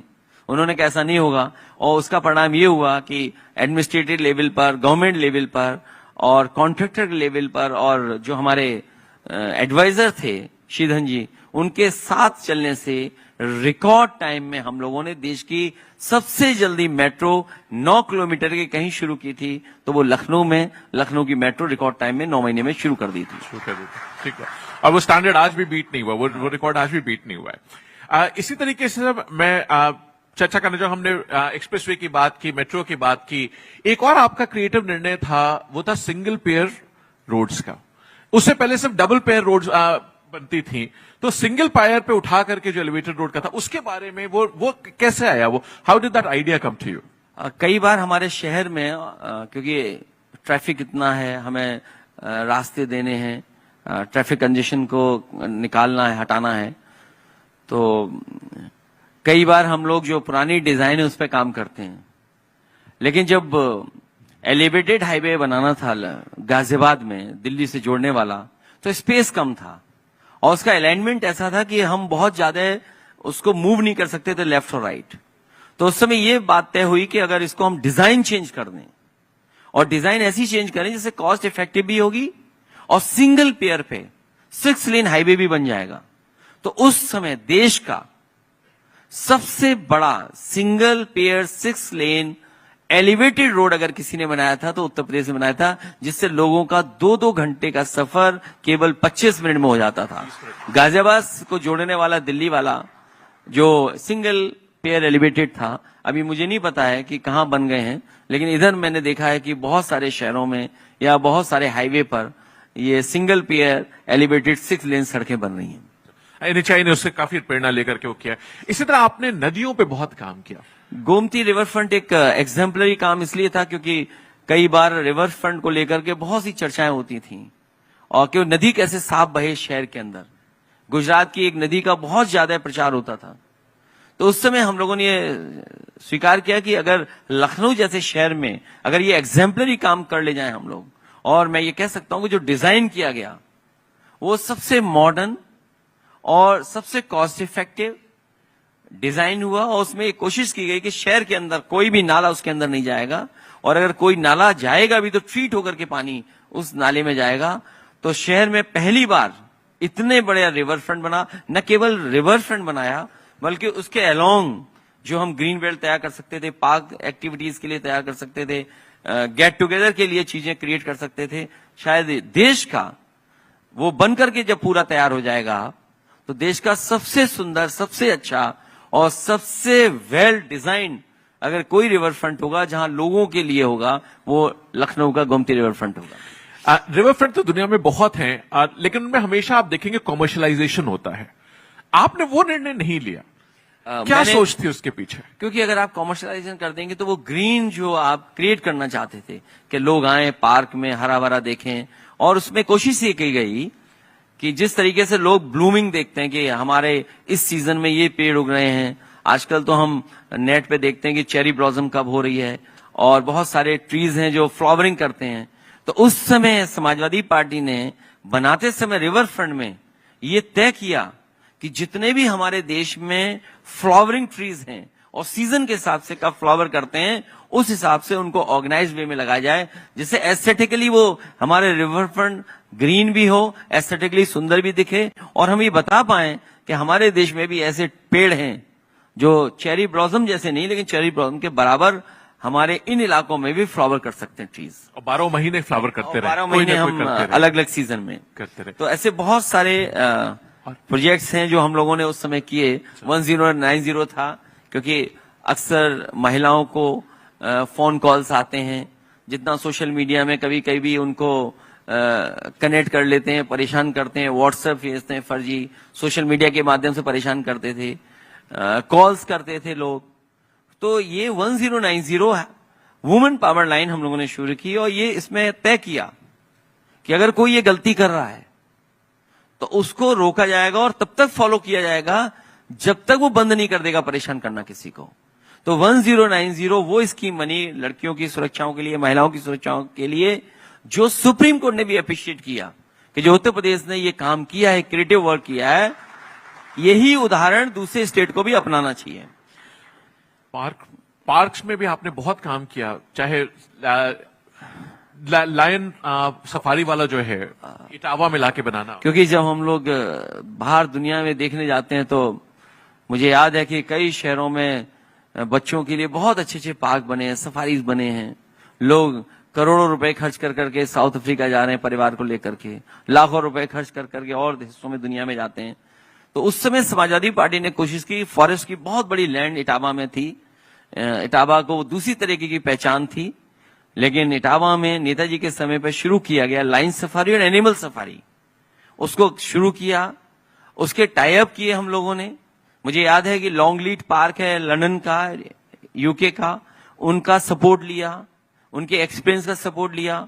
सैन डिएगो के साइंटिस्ट थे, उनको साथ जोड़ा हम लोगों ने, और जो सिंगापुर में नाइट सफारी है, जो नाइट सफारी को लुक आफ्टर करते हैं, जिन्होंने नाइट सफारी बनाई है, किया था सर, उनको साथ लिया। उन सब के एक्सपेंसेस को हम लोगों ने जोड़ा, और हमारे लिए क्या सूट करता है वो लाइन सफारी और एनिमल सफारी हम लोगों ने इटावा में बनाई। और देश की वो एग्जाम्पलरी लाइन सफारी बनी है कि गुजरात के बाद, गिर के बाद, अगर मैन मेड कोई लाइन सफारी बनी है तो वो इटावा में बनी है। आज मुझे खुशी है इस बात की कि 20 और 24 से ज्यादा वहां पर आज लाइन्स हैं जो वहां पर सरवाइव कर रहे हैं। शायद ये पहला एग्जाम्पल है न केवल देश का बल्कि दुनिया का जहां जीरो से हम लोगों ने शुरू किया। और एक बहुत अच्छा ब्रीडिंग सेंटर है जहां पर समय समय पर हमारे एक्सपर्ट और डॉक्टर्स कोशिश में रहते हैं कि कोई भी लाइन बीमार ना हो, जान ना जाए। ये शायद अपने आप में एक एग्जाम्पलरी काम इटावा में हुआ। और अभी 3-4 आप शायद 5-7 दिन पहले ही 3-4 कब्ज भी हुए हैं। 4 कब्ज हुए हैं अभी। इसी ये सारा आपने जस्ट लॉन्गलीट का नाम लिया तो उसी नजर में मुझे याद आता है मैनहट्टन का सेंट्रल पार्क, या आपका सेंट जेम्स पार्क या विंसर पार्क। तो उस नजर से भी लखनऊ को बड़ा फायदा हुआ, क्योंकि अभी फ्लैट बनने लगे हैं। हालांकि फ्लैट और मल्टी स्टोरी बिल्डिंग्स में लोग रहने लगे हैं। ओपन स्पेसेस तो हैं, लेकिन ओपन स्पेसेस बहुत ग्रीन, बहुत बड़े नहीं हैं। तो लखनऊ में जो ओपन स्पेसेस थे जिनको हम पार्क बना सकते थे, लखनऊ जैसे शहर में जहां लाखों लोग रहते हैं, आसपास बड़े पैमाने पे मल्टी स्टोरी बिल्डिंग है, वो कहां जाएं ओपन स्पेस में, या ऑक्सीजन लेने कहां जाएं। लोग कहते हैं पार्क हमारे लंग्स बनते हैं। तो जेनेशियस पार्क जो 400 एकड़ से ज्यादा है, वो समाजवादी सरकार में बना, और उसमें कोशिश की गई कि क्वालिटी प्लांटेशन हो। जो हमारे प्लांट्स हैं, ट्रीज लगे हैं, क्वालिटी ट्रीज लगे। ये नहीं कि हम बस ट्रीज लगा दें, लेकिन कोशिश की गई कि क्वालिटी ऑफ ट्रीज की बहुत अच्छी हो। न केवल वो बना, दूसरा हमारा लोहिया पार्क बना जो 70 एकड़ से ज्यादा में पार्क है, वो शायद दोनों लंग्स हैं शहर के। बिल्कुल है। और इसके साथ साथ मैं अभी कुछ दिन पहले सोशल मीडिया पे एक वीडियो यहाँ के बहुत प्रतिष्ठित और हमारे साथ राज्यसभा में सांसद हैं मिलिंद देवरा जी, उनका मैं वीडियो देख रहा था। वो मुंबई की तारीफ कर रहे थे कि एक साइकिल हाईवे यहाँ बना है और यूज किया है, जो इंफ्रास्ट्रक्चर यहाँ बन रहा है उसमें एक साइकिल हाईवे बनाने की कोशिश की है। और मुझे याद आ रहा है कि जब समाजवादी सरकार थी तो मैंने जर्मनी का पढ़ा था कि जर्मनी में कोई रेलवे ट्रैक खत्म कर करके उन्होंने साइकिल हाईवे बनाया है। तो उस समय आइडिया मिला और उस आइडिया को हम लोगों ने यूपी में अपनाया और एक ऐसे इलाके से साइकिल हाईवे बनाया जहां नेचर है, जहां बहुत सारी नदियों के किनारे जा सकते थे, रिलीजियस स्पॉट्स थे और चंबल के इलाका है जहां रिवाइंस देख सकते हैं आप, इटावा से लेकर के आगरा तक का, क्योंकि बहुत सारे टूरिस्ट आते थे जो घूमना चाहते थे उस इलाके को, जो रिवाइंस है, जो नदी का किनारा है, जो वाइल्ड लाइफ है उसको देखने के लिए। तो पहला देश का 200 किलोमीटर का साइकिल हाईवे केवल साइकिल के लिए अगर किसी ने बनाया था उस जमाने में तो समाजवादी सरकार में बना, और आज भी वो साइकिल हाईवे लोगों के इस्तेमाल में है। मुझे जानकारी मिलती है, अखबार पढ़ता हूं कई बार, जो बच्चे हैं वो आज भी वहां पर साइकिल चला रहे हैं। गांव के लोगों को एक आसान रास्ता मिल गया है कहीं जाने के लिए, कहीं आने के लिए, उसी साइकिल हाईवे के माध्यम से, जो अभी टूटा नहीं है क्योंकि इतना क्वालिटी का बनाया गया था, आरसीसी का, सीमेंट कंक्रीट का नहीं, आरसीसी का बनाया कुछ जगह पर, जिससे वो टूटे नहीं। तो आज भी साइकिल हाईवे वो चल रहा है। और इन सबके लिए गवर्नेंस बहुत जरूरी थी। तो आपने इस क्रिएटिविटी को ट्रांसलेट करने के लिए, चाहे लोक भवन हो, चाहे हाईकोर्ट की बात हो, उसको भी आपने मजबूत किया। क्योंकि जब तक आपका गवर्नमेंट का इन्वॉल्वमेंट नहीं होगा, फंड्स नहीं होंगे, बजट नहीं होगा या इंटरेस्ट गवर्नमेंट का नहीं होगा, तब ये संभव नहीं है। ये क्योंकि नए प्रोजेक्ट हैं, क्रिएटिव प्रोजेक्ट्स हैं, क्रिएटिविटी इसमें इन्वॉल्व है, तो जब तक सरकार का इन्वॉल्वमेंट नहीं होगा, फंड्स नहीं होंगे, तो शायद ये संभव नहीं है। कोशिश की कि इंफ्रास्ट्रक्चर भी नया हो, मुख्यमंत्री का कार्यालय नया हो, पुलिस भवन, क्योंकि पुलिस का मैं देखता था कि पुलिस जो उनकी ऑफिसेज हैं, कोई ऑफिस यहाँ पर है, कोई वहां पर है, कोई यहाँ, अगर कोई पीड़ित है जिसको काम होता था वो 10 ऑफिस में जाना पड़ता था उसको, क्योंकि अलग अलग जगह अलग अलग समय पर डिपार्टमेंट ने अपनी ऑफिसेज बनाई थी। तो उस समय समाजवादी पार्टी ने, हम लोगों ने काम किया कि एक पुलिस हेडक्वार्टर बना दें, उसी में सब कुछ मिल जाए पुलिस का। अगर किसी को कोई तकलीफ है, परेशानी है, या पुलिस की फंक्शनिंग के लिए अगर उन्हें काम करना, तो एक फ्लोर के नीचे सब आ जाएं। शायद देश में किसी भी स्टेट ने पुलिस के लिए हेडक्वार्टर नहीं बनाया होगा, जो सबसे जरूरी है, क्योंकि आम लोगों से जुड़ा हुआ ये वो है। वो अगर किसी ने ये क्रिएटिव फैसला लिया, वो समाजवादी सरकार में हम लोगों ने लेकर के एक पुलिस हेडक्वार्टर बनाने का। तो सर, आपने सरकार के लिए मुख्यमंत्री भवन, पुलिस के लिए पुलिस हेडक्वार्टर और जुडिशरी के लिए भी आपने किया। हाई कोर्ट भी एक, क्योंकि लखनऊ हाई कोर्ट की नई बिल्डिंग बननी थी, तो एक मॉडर्न, एक समय के हिसाब से इंफ्रास्ट्रक्चर बने, जिसमें टेक्नोलॉजी से लेकर के जो हमारे जजेस हैं या जो हमारे अधिवक्ता हैं या जो लोग आते हैं उनको भी सुविधा मिले। शायद देश में इतना बड़ा हाई कोर्ट कहीं नहीं बना होगा। और उस समय जो चीफ जस्टिस आए थे, जब उन्होंने उद्घाटन में कहा, उन्होंने कहा कि अगर मुझे ये पता होता कि लखनऊ का हाई कोर्ट इतना बड़ा है तो मैं शायद यहीं पर जज बनता, मैं शायद दिल्ली में न बनता। तो आज भी देश में इतना बड़ा हाई कोर्ट, किसी के पास बड़ा इंफ्रास्ट्रक्चर नहीं है, और मॉडर्न इंफ्रास्ट्रक्चर आज के समय के हिसाब से किसी स्टेट ने नहीं बनाया, जो समाजवादी सरकार में उस समय बना था। आप जब पुलिस की बात करते हैं तो पुलिस में एक बहुत बड़ा एक्सपेरिमेंट आपने उस समय किया था, जब टेक्नोलॉजी ऐसी नहीं थी, कम्युनिकेशन चैनल ऐसे नहीं थे, पूरे प्रदेश का एक कंट्रोल रूम, जिसके लिए बहुत स्टडी टूर भी गया था, वो उस क्रिएटिविटी का एग्जाम्पल भी जरूर बताइए।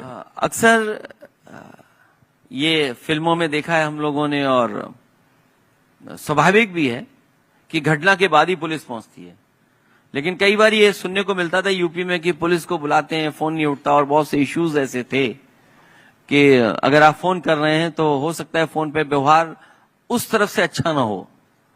तो इसलिए मॉडर्न पुलिस के लिए रिस्पांस सिस्टम बनाना, और उस समय हम लोगों ने एक प्रोफेसर वेंकट, जो बहुत रिनाउंड प्रोफेसर है, उनको साथ लिया। वो हैदराबाद के थे, उन्हें सरकार के साथ जोड़ा, और दुनिया में जो सबसे बेहतर रिस्पांस सिस्टम है, जैसे न्यूयॉर्क पुलिस डिपार्टमेंट किस तरह का रिस्पांस देता है अगर घटना आए सामने, सिंगापुर में किस तरह का रिस्पांस सिस्टम काम करता है पुलिस का, और ह्यूस्टन का कैसे काम करता है, जो हमारे सरकार के सबसे अच्छे अधिकारी थे, जो टेक्नोलॉजी को समझते थे, और उनका जिनका कैरियर में बहुत अच्छा काम था, उन अधिकारियों की टीम बना करके और प्रोफेसर वेंकट को साथ जोड़ करके हम लोगों ने न्यूयॉर्क भेजा है, एनवाईपीटी के हेडक्वार्टर में गए, ह्यूस्टन में गए और ह्यूस्टन के बाद वो सिंगापुर भी गए और हर लेवल के पुलिस के अधिकारियों से बात की, एसओ लेवल पर, सीओ लेवल पर, डिप्टी एसपी पर, एसएसपी पर, डीआईजी, आईजी, हर लेवल पर पुलिस को क्या दिक्कत आती है, कैसे रिस्पॉन्स करना है, उसके लिए सबसे बेहतर डायल 100 रिस्पॉन्स सिस्टम उस समय बनाया और 1000 गाड़ी सरकार ने खरीद करके पुलिस को दी और वो पॉइंट्स मार्क किए कि अगर घटना इस इलाके में होगी तो 5 मिनट में पुलिस पहुंच जाएगी। तो ये पहला यूपी का वो रिस्पॉन्स सिस्टम था जो डायल 100 के माध्यम से पुलिस को हम लोगों ने दिया और उस समय की सबसे अच्छी गाड़ी जो थी वो इनोवा थी। पुलिस को इनोवा दी, जो हेड कांस्टेबल थे वो इनोवा पे चलते थे और गाड़ियां उनको उपलब्ध कराई थी। उससे पुलिस को एक सबसे बेहतर रिस्पांस सिस्टम मिला, उससे वर्क प्रेशर उनका कम हुआ, प्लस लोगों को भरोसा बढ़ा कि अगर वो फोन करेंगे तो कोई बदतमीजी नहीं करेगा। और उसमें छोटा सा बदलाव भी हम लोगों ने किया कि जो फोन उठाने वाले लोग होंगे, जो कॉल सेंटर बनेगा, उसमें पुरुष नहीं होगा, उसमें महिलाएं होंगी, लड़कियां होंगी। और वो इसलिए फैसला लिया कि वो कभी व्यवहार खराब नहीं कर सकती हैं। तो आज भी डायल 100 में जो सबसे पहला फोन कॉल रिसीव करती हैं किसी घटना का, तो वो लड़कियां हैं, महिलाएं हैं जो उसको देख रही हैं और आज भी वो चल रहा है।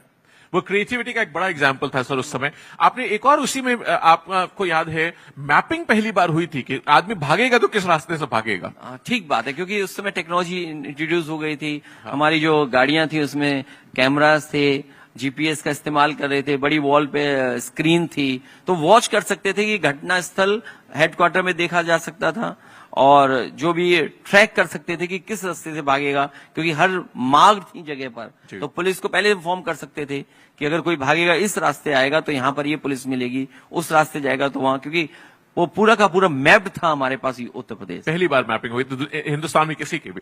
मैं आपको लाना चाहूंगा, यूथ पे हमेशा आपका बहुत विजन रहता है, हमेशा फोकस आप करते हैं।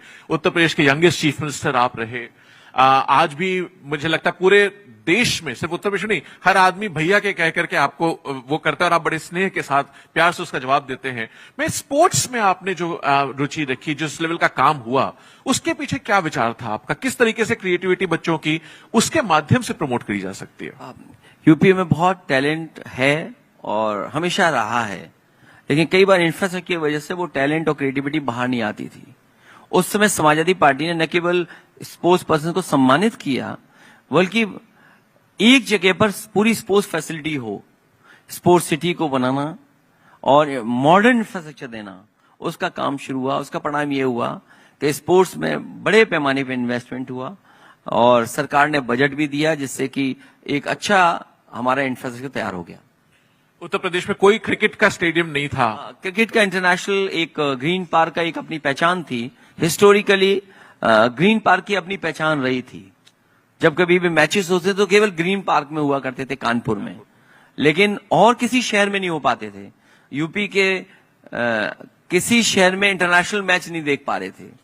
समाजवादी सरकार में वो इंफ्रास्ट्रक्चर दिया जिससे कि इंटरनेशनल मैच हो सकें और पहली बार इतनी बड़ी स्पोर्ट्स सिटी पीपीपी मॉडल पर इकाना स्टेडियम क्रिएट हुआ। वहां पिछले कई वर्षों से वहां पर इंटरनेशनल मैच देखने को मिल रहे हैं, आईपीएल हो रहे हैं, बच्चों को ट्रेनिंग मिल रही है और जो आज के समय पे इंफ्रास्ट्रक्चर होता है वो उनको उपलब्ध करने का काम किया। अच्छा, सिर्फ आईपीएल नहीं बल्कि स्पोर्ट्स कॉलेजेस को भी पूरी स्पोर्ट्स कॉलेजेस का इंफ्रास्ट्रक्चर पैदा किया। जो मॉडर्न ट्रैक्स होते हैं, पहले हमारे यहाँ जो हॉकी खेला करते थे वो ग्रीन उस पे हुआ करता था, एस्ट्रोटर्फ, क्योंकि टीवी इस पे टेलीकास्ट होने लगा है तो वो चेंज किए गए एस्ट्रोटर्फ। यूपी में बहुत सारे हॉकी ग्राउंड्स में या जो स्पोर्ट्स की फैसिलिटी थी पुरानी थी, उन सबको इम्प्रूव किया, नया बनाया, मॉडर्न किया और जो आपके हॉकी के ग्राउंड्स थे उनको ग्रीन की जगह ब्लू किया, जिससे कि इंटरनेशनल मैच हो सके, क्योंकि इंटरनेशनल मानक ये कहता है कि आपका एस्ट्रोटर्फ ब्लू होना चाहिए। एक और बहुत क्रिएटिव गवर्नेंस में इनोवेशन आपने किया था, वो बच्चों के खाने में लेकर के था। जो रोज के जीवन में उनके खाना मिलता था उनको, उसकी बहुत शिकायतें थी जब आपने सरकार संभाली थी। उसमें आपने जो क्रिएटिविटी का इस्तेमाल किया उसके बारे में जरूर बताएं सर।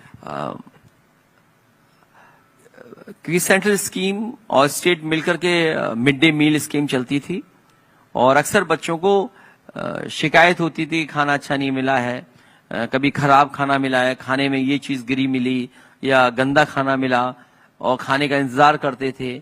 अभी खाना बना नहीं है, बनाने का भी रसोई हुआ करती थी, रसोईया बनाता था। तो उस समय समाजवादी सरकार ने अक्षय पात्रा से मिलकर के हम लोगों ने मॉडर्न किचन बनाया और उनका मथुरा में किचन का उद्घाटन किया। जो उनको सहयोग या चाहिए था वो किया, वो चला रहे थे। लगभग 2 लाख बच्चों को मथुरा और मथुरा के आसपास जो सरकारी स्कूल हैं उनमें हॉट मील प्रोवाइड करते थे और टाइम से प्रोवाइड करते थे। उसी स्कीम को हम लोगों ने रिप्लिकेट कर करके और लखनऊ में और शहरों में किचन बना करके और उनको सहयोग करके दिया, जिससे कि लाखों लाख बच्चों को हॉट मील समय पे मिल सका था, कुक्ड मील मिलता था। और जो मशीन लगाई थी उन्होंने जिससे रोटी बनती थी, अक्सर जो अगर मशीन काफी लोगों ने देखा होगा जो रोटी मेकिंग है, वो 20,000 रोटी मशीन से बनाते थे। तो रोटी बनना, पैक होना और समय से पहुंच जाना, ये एक उदाहरण बना जहां बच्चों को समय पर खाना मिला। और मुझे लगता है उसकी क्वालिटी इंश्योर करने के लिए आपने हम लोगों को हाउस में भी खिलवाया, विधानसभा में भी। क्वालिटी बेहतर, खुद भी वही खाते थे।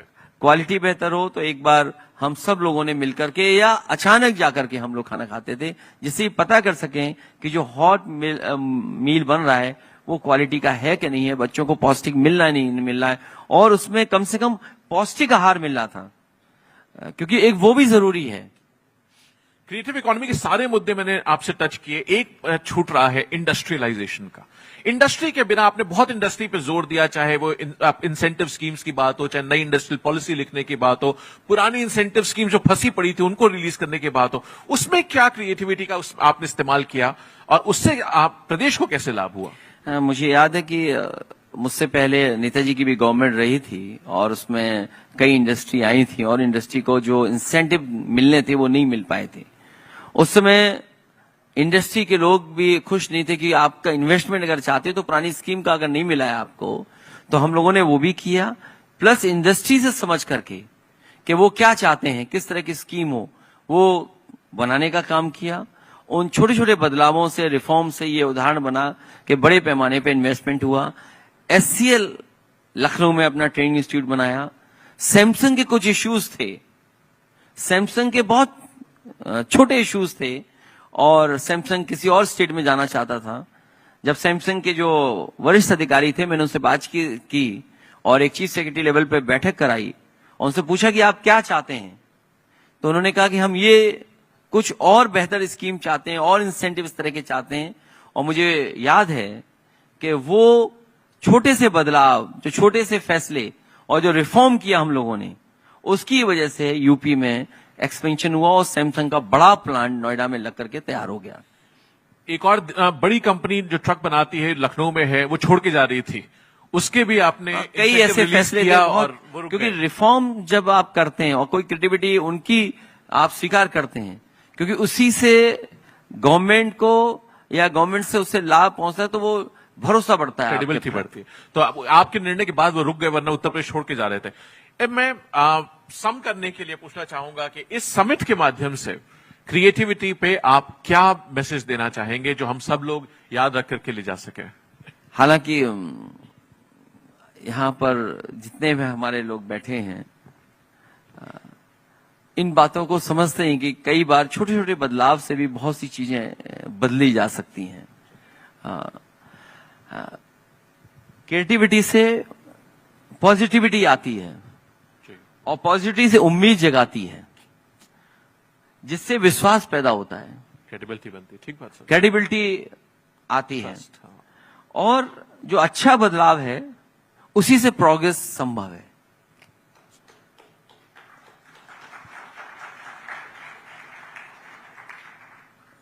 और क्रिएटिव इकोनॉमी डिस्ट्रक्टिव इकोनॉमी की जगह लॉन्ग टर्म बेस बनती है।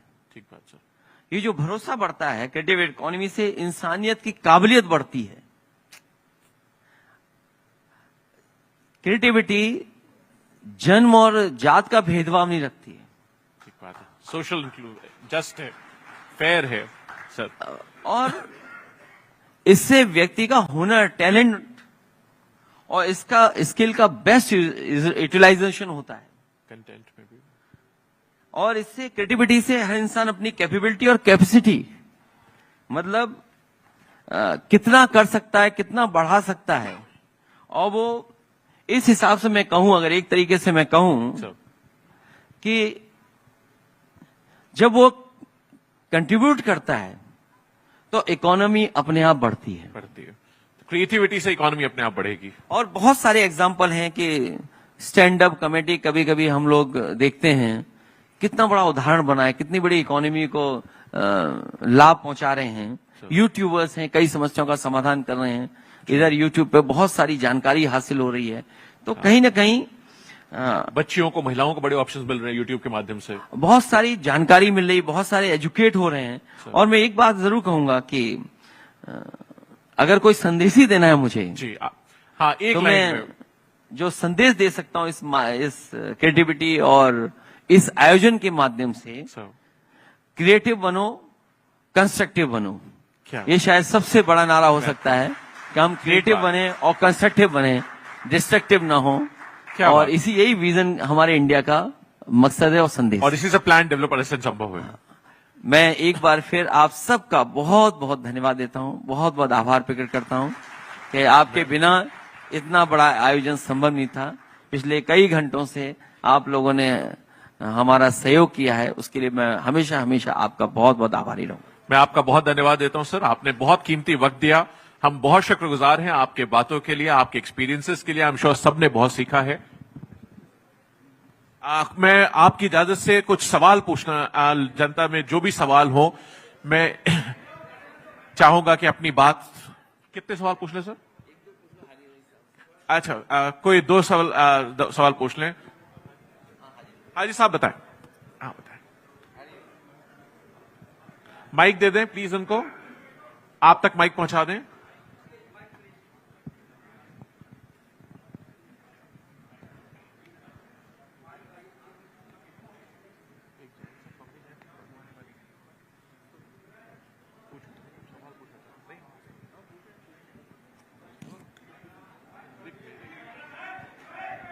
अरे भाई माइक दे दें। हाँ जी,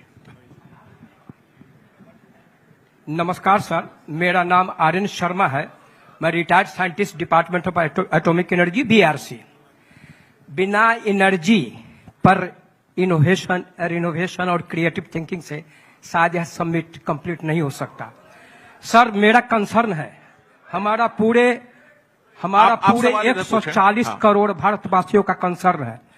आप अपने इनोवेशन से, क्रिएटिव आइडिया से, जो एनर्जी की समस्या से हमारा देश जूझ रहा है, आने वाला समय में इसको कैसे कम किया जाए। सर, आप ऑफ बीट थिंकिंग करते हैं, लीक से हटकर थिंकिंग करते हैं, कृपया बताएं ताकि हम लोग को कम से कम 140 करोड़ भारतवासियों को संतोष हो और भारत सरकार उस पर अमल करे। Thank you sir, thank you very much. मुझे क्रिएटिविटी का बड़ा एग्जाम्पल याद आ गया। मुझे मैं धन्यवाद देना चाहता हूं कि बहुत अच्छा सवाल आपने इसलिए पूछा कि इधर एनर्जी क्राइसिस चल रहा है और पॉलिटिकल लोग हैं तो कई बार एलपीजी का जवाब भी हम लोग लापता गैस की तरह देते हैं।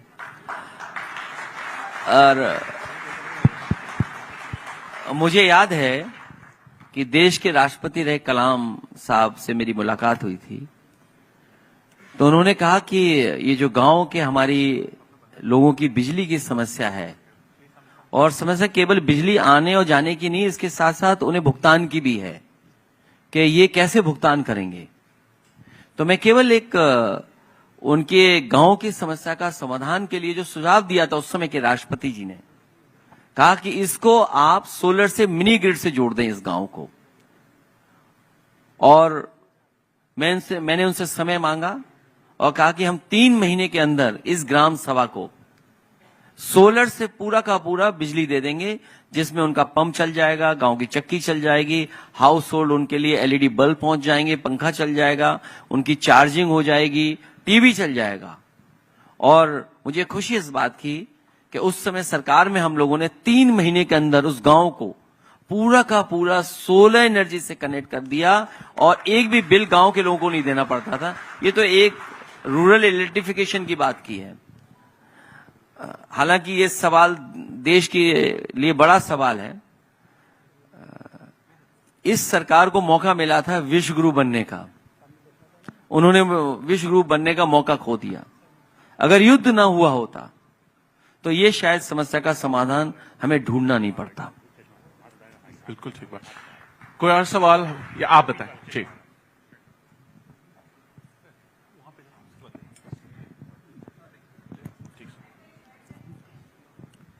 नमस्ते, आदाब। जी नमस्कार। देश की आर्थिक राजधानी मुंबई में आपकी विजन इंडिया टीम का बहुत बहुत स्वागत है। ये जो आपका विजन ही है सर, जो आपने 5 सालों में काम किया वो मौजूदा सरकार 50 सालों में भी नहीं कर सकती है। सर मैं चाहता हूं जो आपकी विजन है, जैसे आपने बड़े बड़े शहरों में कर रहे हैं, ये देश के सभी लोगों तक पहुंचना चाहिए, क्योंकि हमारा देश बहुत बड़ा है। हर व्यक्ति मुंबई, हैदराबाद, दिल्ली शायद नहीं पहुंच सकता हो, न ही लोगों के पास ऐसे साधन होते हैं वो आपके विजनों को सुन सके, समझ सके। हमारे साथ शायद ये समस्या रहती है, जो आपके विजन होते हैं या जो आपके काम होते हैं वो लोगों तक पूरी तरह पहुंच नहीं पाते हैं या लोग पहुंचने नहीं देते हैं करके हिसाब से। तो कोई एक ऐसी टीम बनाए आप जिसमें आपके एक्सपर्ट लोग हो, जो देश के छोटे छोटे शहरों में और कस्बों में जाएं, जो आपका एक विजन है, जो एक विजनरी नेता है, वो सब लोगों तक पहुंच सके करके। हमारे देश में टैलेंट की कोई कमी नहीं है, क्रिएटिविटी की कोई कमी नहीं है सर। कमी है तो उनके क्रिएटिविटी को हम पहुंचाने के साधन, एक सिस्टम की कमी है जो नहीं पहुंच पाते हैं। मुंबई एक जो है देश की न सिर्फ आर्थिक राजधानी है बल्कि फिल्मों की भी राजधानी है। अभी बहुत सारे अभिषेक जी ने बहुत सारे अच्छे प्रश्न किए थे, ऋतिक जी बैठे हुए थे, काफी समय उसमें लगा भी।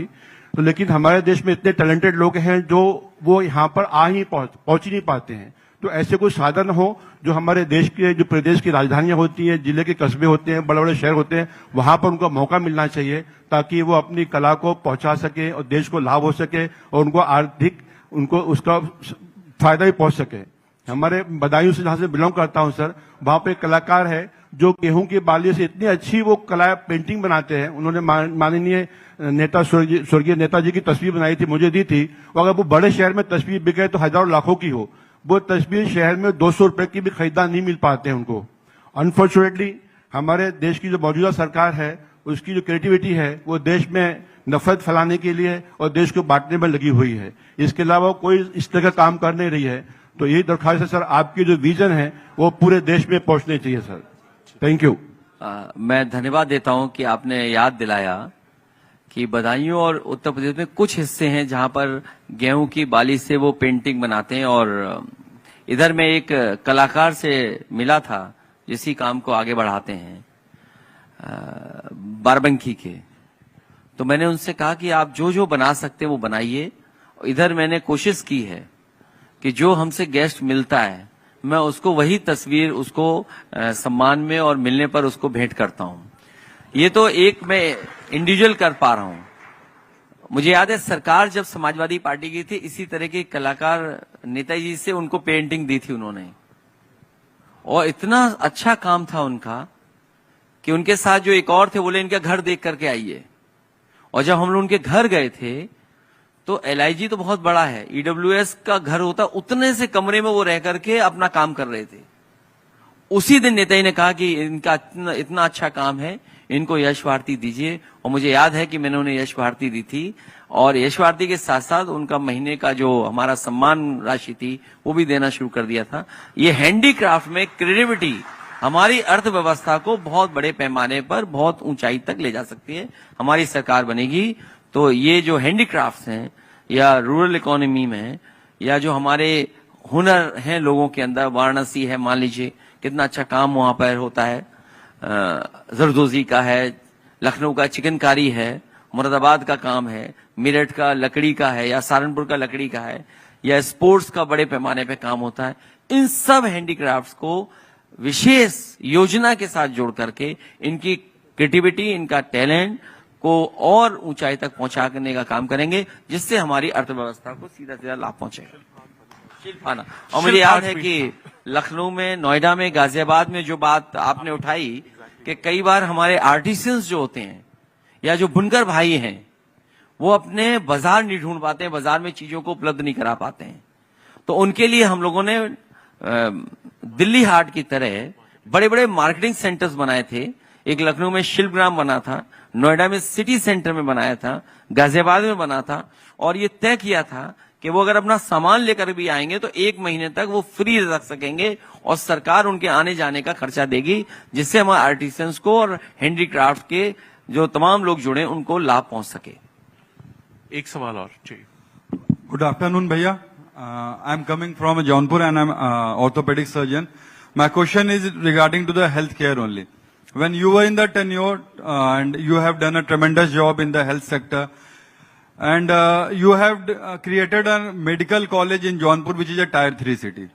My question here arises that college might not be functioning as per your expectation. So, as all we know, you are coming back in 2027. So what will you do and what's your vision for tier 3 city? And what the doctors like us should do for the tier 3 cities health sector development? मैं धन्यवाद देता हूं इनका कि जिन्होंने याद दिलाया कि मेडिकल कॉलेजेस बड़े पैमाने पर और बड़ा इंफ्रास्ट्रक्चर बनना शुरू हुआ था। मैं भरोसा दिलाता हूं कि जिस मकसद से हम लोगों ने मेडिकल कॉलेज जौनपुर का बनाया था, मेडिकल कॉलेज और हॉस्पिटल ऐसा हो कि गरीब को वहीं पर इलाज मिल जाए, उसे कहीं और न जाना पड़े।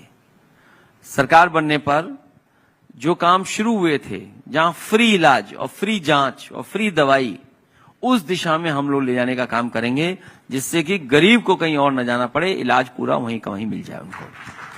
Thank you, sir. Thank you. एक लास्ट क्वेश्चन और ले, एक लास्ट यस सर, मैं रोहित यादव जौनपुर से हूं। Sir, thank you so much. आपका विजन हमने पूरा रिकॉल किया, आपने क्या क्या किया है। आपने जो फाउंडेशन रखा है वो ह्यूमैनिटी को रखा है, जो कि आज के टाइम पे बहुत जगह हम लोग मिसिंग देखते हैं, इंसानियत को। उस पे आप ले आउट कर रहे हैं सर ऊपर। सर, आपने सस्टेनेबिलिटी दिखता है, जैसे आपने लैपटॉप बोला अभी तक चल रहा है, 10-11 साल हो गए हाईवे एक्सप्रेस वे को, वो चल रहा है उसी तरीके से। सो सस्टेनेबिलिटी को भी आप ध्यान रख रहे हैं, कमिटमेंट भी है इतने कम टाइम पे एक्सप्रेस वे बनाना। आपने पावर सोलर का आप बात किए।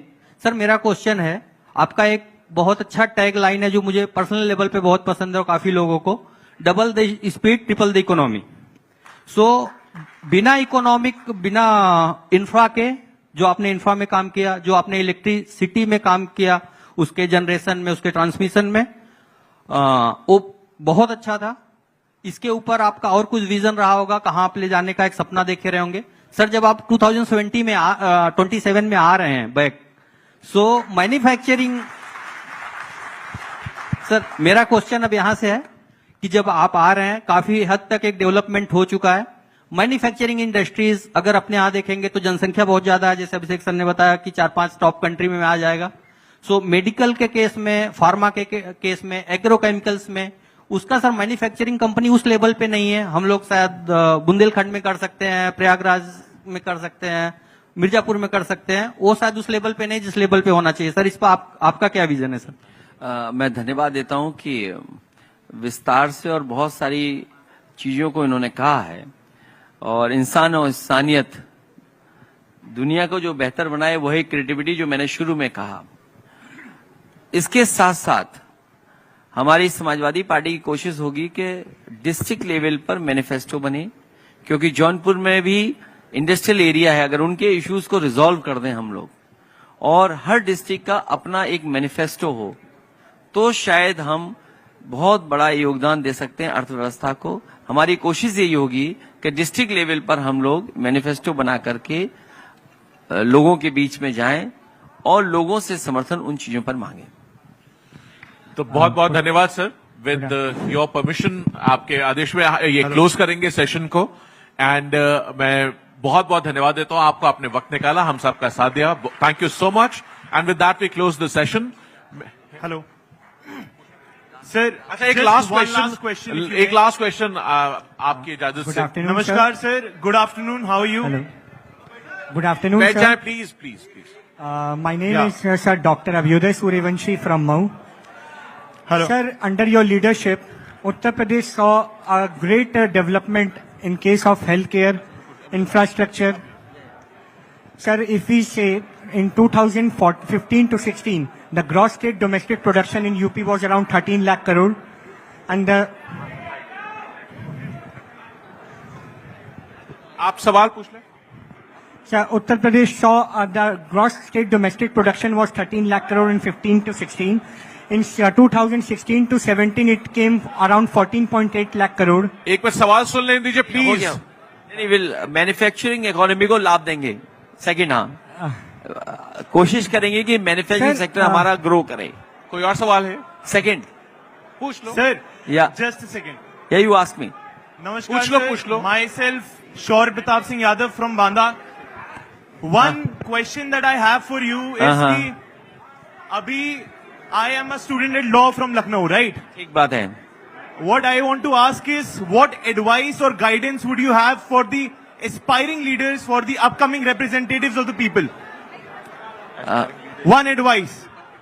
नहीं, अगर हमारे आप मेंबर ऑफ पार्लियामेंट देखोगे तो आपने देखा होगा कि बहुत यंग लोगों को हम लोगों ने मौका दिया जो आज के इश्यूज को समझते हैं, टेक्नोलॉजी को समझते हैं, जो हमें सपोर्ट कर सकें। और हमारे साथ ये जो बैठे प्रोफेसर हैं